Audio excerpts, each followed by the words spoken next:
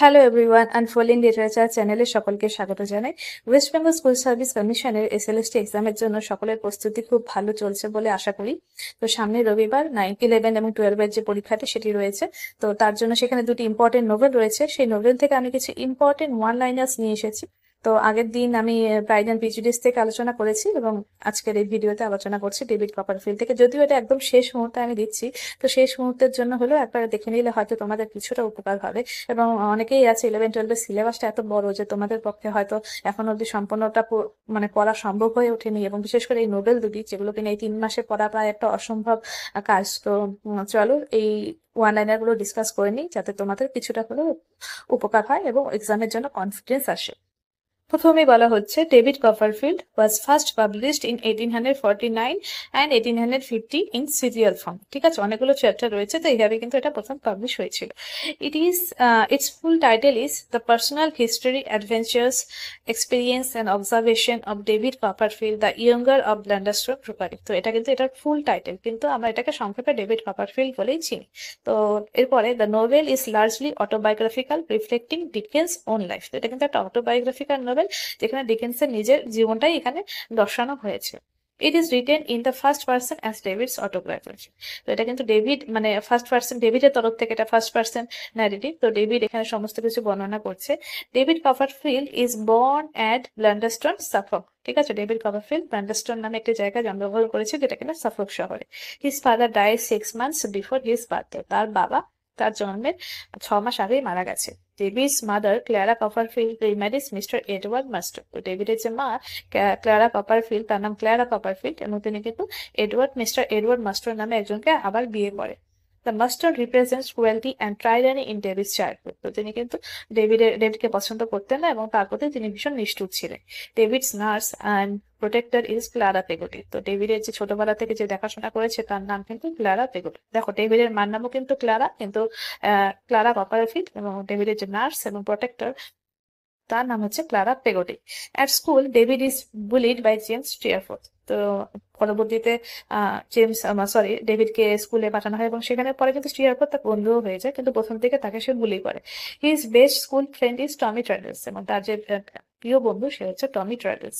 After biting mister Murdstone, David is sent to Salem House boarding school. তো একদিন পড়া না পারার জন্য ডেভিডের যে সৎ বাবা সে তাকে মেরেছিল এই মাস্টন, এবং মারার পরে ডেভিড তাকে কামড় দিয়ে দেয়, এবং তারপরে কিন্তু রেগে মেগে তাকে একটা সালেম হাউস নামে একটি বোর্ডিং স্কুল সেখানে পাঠিয়ে দেয় এই mister Murdstone. David's mother dies when he is 10 years old। তো যখন ডেভিডের মাত্র 10 বছর বয়স, সে তখন বোর্ডিং স্কুলে থাকে, সে জানতে পারে যে তার মা মারা গেছে। He is then forced to work in Marston's the warehouse in London। তারপরে তাকে কিন্তু আর পড়াশোনা করানো হয় না। মাস্টন তাকে তার একটা ওয়্যারহাউস আছে লন্ডনে, ওয়াইনের ওয়্যারহাউস, সেখানে তাকে কাজ করতে পাঠিয়ে দেয়। There he befriends Mr. Micawber, a poor but optimistic man। সেখানে মিস্টার মিকাবারের সঙ্গে তার বন্ধুত্ব হয়, সে কিন্তু গরিব কিন্তু optimistic. David runs away to his aunt Betsey Trotwood, who adopts him. তো ডেভিড তারপর সেখান থেকে পালিয়ে তার যে আন্ট রয়েছে বেটসি ট্রটউড, তো সেখানে তার কাছে পালিয়ে যায়। ঠিক আছে, এবং সে তাকে গ্রহণও করে নেয়। Mister Betsey's ward is eccentric but kind hearted. তো মিস্টার বেটসের যে ছেলে রয়েছে মিস্টার ডিক, সে কিন্তু বেশ এসেন্ট্রিক এবং ভীষণ মানে ভালো হৃদয়। ঠিক আছে, David studies law under mister Wickfield in Canterbury. তো তার যে আন্টি বেটসি তাকে ল পড়ানোর জন্য পাঠায়, এবং মিস্টার উইকফিল্ডের কাছে সে কিন্তু ল প্র্যাকটিস করে, ল নিয়ে পড়াশোনা করে। Wickfield's daughter Agnes Wickfield becomes David's lifelong friend. তো উইকফিল্ডের যে ডটার রয়েছে সে কিন্তু ডেভিডের একজন খুব ভালো ফ্রেন্ড হয়ে যায়, অ্যাগনেস, এবং পরবর্তীতে কিন্তু সে তাকে বিয়ে করে। অ্যাগনেস হচ্ছে ডেভিডের সেকেন্ড ওয়াইফ। এরকম কিন্তু কোয়েশ্চেন পরীক্ষায় আসতে পারে। The villain of the novel is Uriah Heep, Wickfield's clerk, known for his false humility. তো উরিয়া হিপ কিন্তু এখানে কিন্তু একটা ঠকবাজ লোক, কিন্তু সে সবসময় একটা ভদ্র, একটা নম্র, একটা মুখমণ্ডল নিয়ে থাকে, সবসময় সবার সাথে ভদ্র নম্র ব্যবহার করে, কিন্তু সে কিন্তু অ্যাকচুয়ালি একটা উইকড পার্সন। তারপরে ডেভিড ম্যারিজ ডোরা স্প্রেনলো, হিজ এমপ্লয়ার্স ডটার। তো ডেভিড একজনের আন্ডারে ক্লার্ক হিসেবে কাজ করে, তো তারই মেয়েকে ডোরা স্প্রেনলোকে সে বিয়ে করে। যদিও তার বাবা এই বিয়েতে বিরোধিতা করেছিল, কিন্তু একবার মানে এই নোভেলে দেখা যায় সে মানে তার যে হর্স ক্যারেজ সেটাতে দুর্ঘটনায় সে মারা যায়, এবং তারপরে কিন্তু তাদের বিয়েতে আর কোনো বাধা থাকে না, তারা পরবর্তীতে তাদের পরিবারের সম্মতিতে বিয়ে করে।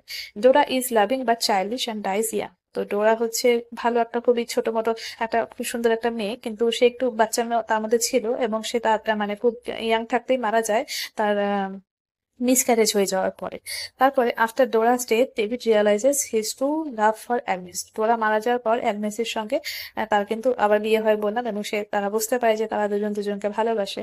তো Micawbers eventually exposed Uriah Heep's fraud. তো এই যে উরিয়া হিট একজন ফ্রড লোক, তাকে কিন্তু মিকাভার কিন্তু তার পরটা ফাঁস করে দেয়।